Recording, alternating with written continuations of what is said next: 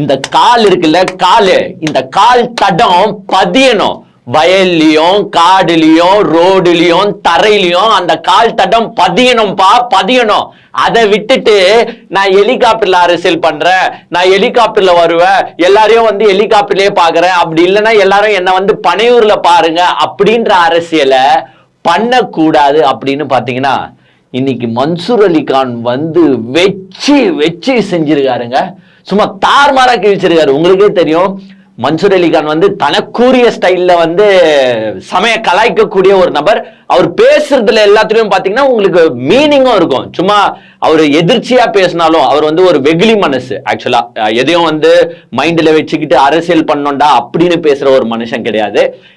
தப்புன்னு ஒரு கேள்வி வரும்போது பட்டுன்னு ஒரு பதில் சொல்லக்கூடிய ஒரு நபர் தான் அவரு. அவர் வந்து பாத்தீங்கன்னா இன்னைக்கு விஜய கீழ்னு கிழிச்சிருக்காரு. விஜய் வந்து கண்டிப்பா பிஜேபியால அனுப்பப்பட்ட ஒரு ஆள் தான் விஜய். ஏன்னா விஜய் செய்வது ஒரு பணக்கார அரசியல். அந்த பணக்கார முதலாளிகள் எங்க இருக்கிறாங்கன்னு பாத்தீங்கன்னா பிஜேபியில தான் இருக்கிறாரு.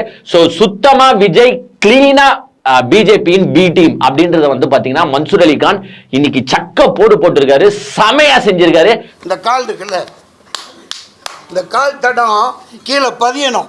தெருவில் அடிமட்ட தொண்டர்கள் அடிமட்ட இடத்துல மார்க்கெட்டில் வயலில் அங்கே போய் சந்திக்கணும் மக்களை. வானத்திலேயே உலாத்திக்கிட்டு வான தூதர்களாக இருந்துக்கிட்டு ஹெலிகாப்டரில் போய் இறங்கி ஹெலிகாப்டரில் வர்றவன் பணக்காரனுக்கு தான் சொம்படிப்பான், பணக்காரனுக்கு தான் பல்லாக்கு தூக்குவான். அவரோட கால் அந்த பாதம் எங்கன்னா மண்ணுல தொட்டுதை நீங்க பாத்தீங்களான்னு கேட்கிறாரு. Yes Vijay fans, come on you answer please.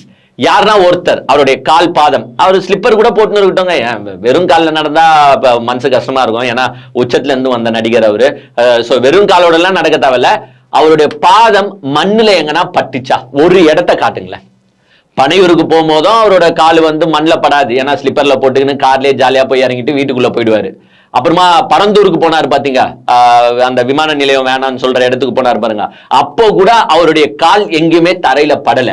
Vikravandi மாநாடுக்கு போனாரு பாருங்க, அப்போ கூட அவருடைய கால் எங்குமே தரையில படல. மதுரை மாநாடுக்கு போனாரு பாருங்க, அப்போ கூட அவருடைய கால் எங்குமே தரையில படல. அப்புறமா வந்து திருச்சிக்கு பிரச்சாரத்துக்கு போனாரு பாருங்க, அப்பயும் படல. நாகப்பட்டினத்துக்கு போனாரு பாருங்க, அப்பயும் படல. திருவாரூர் போனாரு பாருங்க, அப்பயும் படல. ஏன் அப்புறமா போனா நாமக்கல்லையும் படல. அதுக்கு அப்புறமா 41 பேரை பலி கொண்ட அந்த கரூர் சம்பவத்திலையும் அவர் கால் தரையில பட்டுச்சான்னு பாத்தீங்கன்னா படவே இல்லை. எங்கன்னா ஒரு கால் அவருக்கு தரையில பட்டுச்சா? படல. அததான் மன்சூர் அலிகான் இன்னைக்கு கேட்கிறாரு.